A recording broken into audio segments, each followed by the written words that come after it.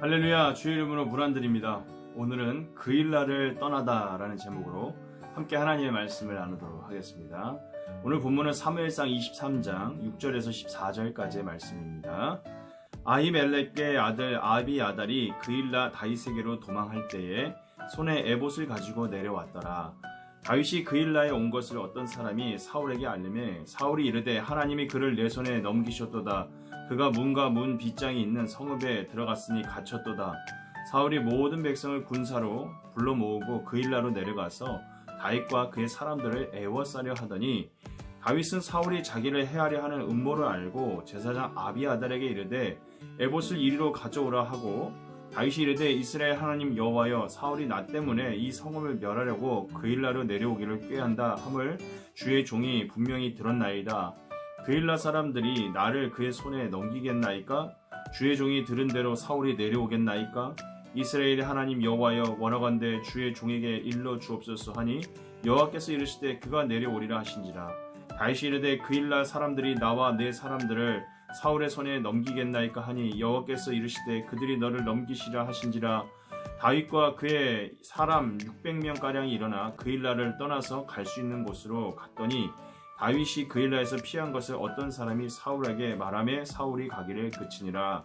다윗이 광야의 요새에도 있었고 또 십광야 산골에도 머물렀으므로 사울이 매일 찾되 하나님이 그를 그의 손에 넘기지 아니하시니라. 아멘. 다윗이 블레셋의 침략으로부터 이스라엘 백성들을 구하기 위해 그일라에 왔다는 소식이 사울에게 전해졌습니다. 사울은 그 소식을 전해 듣자마자 사울을 잡아 죽일 수 있는 절호의 기회가 되었다고 생각했습니다.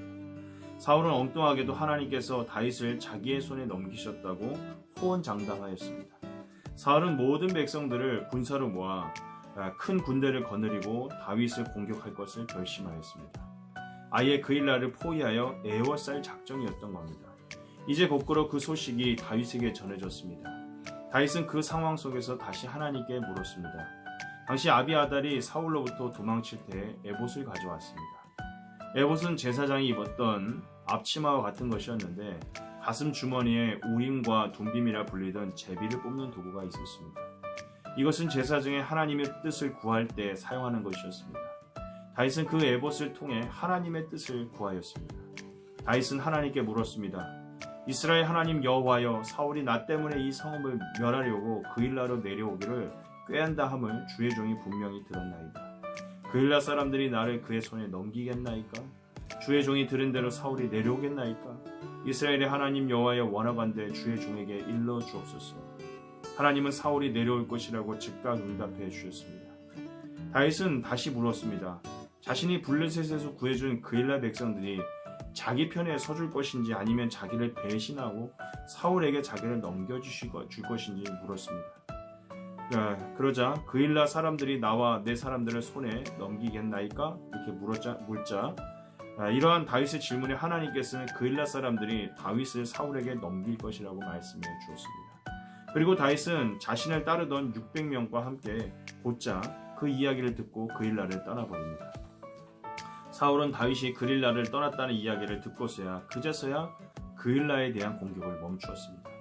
비록 다윗은 이후 광야의 요새에도 있었고 또 십광야 산골에도 머물러 있게 되었지만 그런 역경과 고난 가운데서도 그가 두려워하지 않을 것은 하나님께서 늘 다윗을 지켜주셔서 낮의 해와 밤의 달도 그를 해치 못하게 돌보셨기 때문입니다. 오늘 말씀은 다윗이 얼마나 어려운 상황이었는지를 그대로 보여줍니다. 다윗은 목숨을 걸고 그일라 사람들을 블레셋으로부터 지켜주었지만 사울을 두려워한 그일라 사람들은 오히려 다윗을 넘겨주려고 했습니다.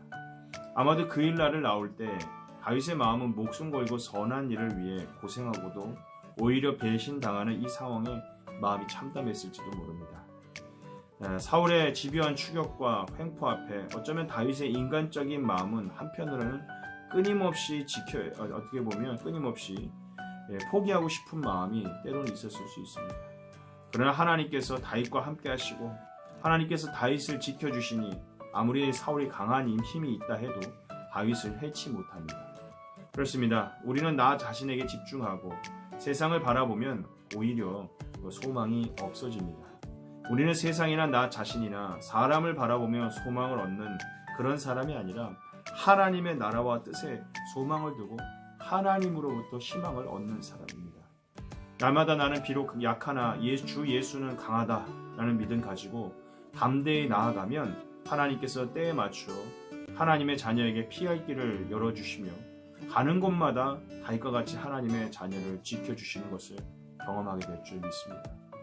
세상이 아무리 사울과 같이 강하고 마귀 사탄의 세력은 우는 자와 같이 성도를 물어뜯어 어떻게든 지옥으로 끌고 가려 하지만 그러나 하나님께서는 주의 이름을 부르는 자에게 구원을 베풀어 주시는 줄 믿습니다.